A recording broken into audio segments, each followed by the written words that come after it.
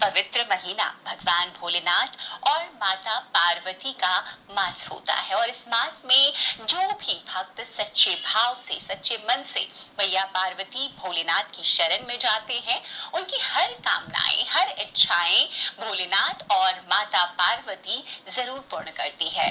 दोस्तों, सुहागन महिलाओं के लिए सावन का महीना बहुत ही ज्यादा खास होता है और जैसा कि हम सभी जानते हैं, सावन सोमवार व्रत जितना महत्व रखता है उतना ही माता पार्वती के निमित्त माता मंगला गौरी का व्रत हम श्रावण मास में करते हैं। उन्हें प्रसन्न करने के लिए अपने जीवन में हमेशा सौभाग्य बना रहे ऐसी कामना से सुहागन महिलाएं मंगला गौरी का व्रत श्रावण मास में जरूर करती हैं। श्रावण मास में माता पार्वती की उपासना से आपके जीवन में सुख सौभाग्य बना रहता है, पति की उन्नति तरक्की, उनकी आयु दीर्घायु होती है, संतान सुख की प्राप्ति होती है, घर में सुख समृद्धि बना रहता है। तो दोस्तों, सावन के मास में सभी भगवान भोलेनाथ माता पार्वती की शरण में रहते हैं, लेकिन सुहागन महिलाओं के लिए कुछ ऐसे कार्य हैं जो पति की उन्नति तरक्की के लिए उन्हें जरूर करना चाहिए।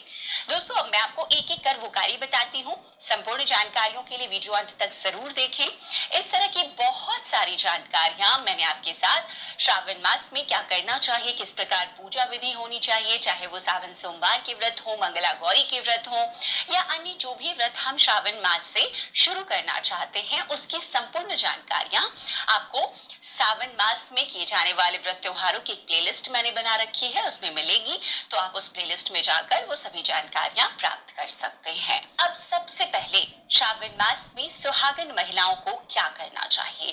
देखिए, श्रावण मास में भोलेनाथ की पूजा आराधना के साथ साथ माता पार्वती की पूजा आपको हर रोज करनी चाहिए। पूरे श्रावण मास आप करें, आप कोई व्रत करें ना करें, हर रोज माता पार्वती को अगर श्रावण मास में आप सिंदूर और एक लाल फूल ही अर्पित करते हैं, आपके सुहाग की माता हमेशा रक्षा करती है।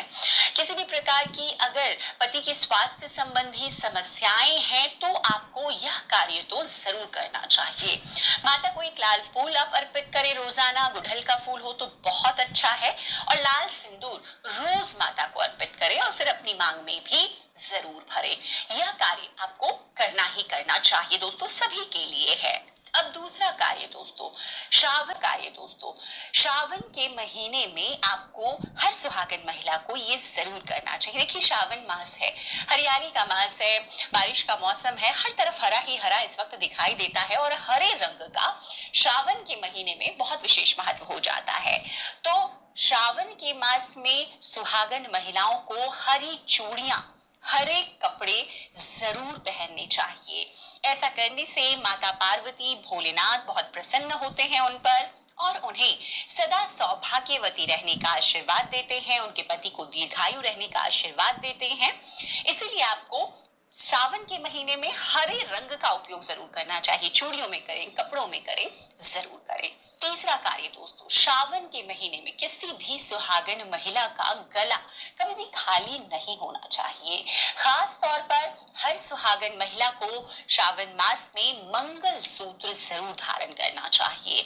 आपके पास अगर मंगल सूत्र अभी उपलब्ध नहीं है तो आप चेन भी पहन सकते हैं, लेकिन श्रावण के मास में गला सुहागन महिला का खाली बिल्कुल नहीं होना चाहिए और मंगल सूत्र है तो आपको मंगल सूत्र ही पहनना चाहिए। खास बात का ध्यान ये रखें कि मंगल सूत्र कहीं से भी टूटा कटा ना हो। किसी भी प्रकार से अगर मंगल सूत्र में कोई दिक्कत है तो आप उसको फिर से अच्छे से तैयार करवा लें और उसके बाद उसे श्रावण के महीने में पूरे मास कम से कम आपको जरूर धारण करके रखना चाहिए। चौथा कार्य दोस्तों, श्रावण के महीने में भूल कर भी आपको काले रंग के कपड़े नहीं पहनने हैं किसी सुहागन महिला को।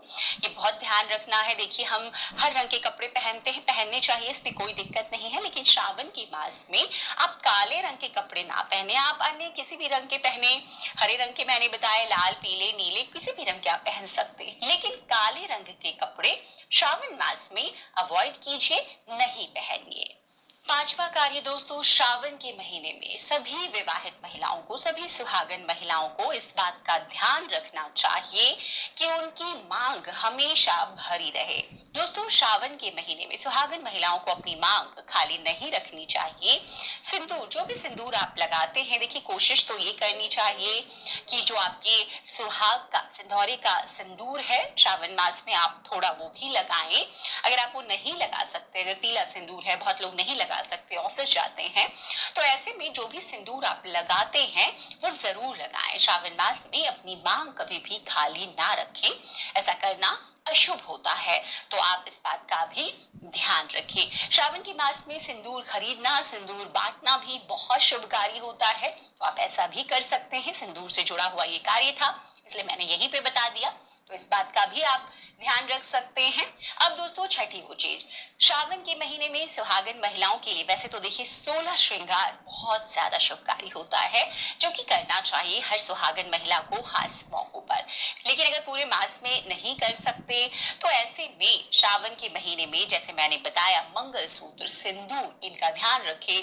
वस्त्रों के रंग का ध्यान रखें, जो भी कपड़े पहनते हैं तो काले रंग के ना पहने। उसी प्रकार से अपने पैरों में बिछिया और पायल आपको श्रावण मास में जरूर पहनना चाहिए। देखिए, घरों में जब महिलाएं पायल पहनती हैं तो बहुत शुभता आती है। पायल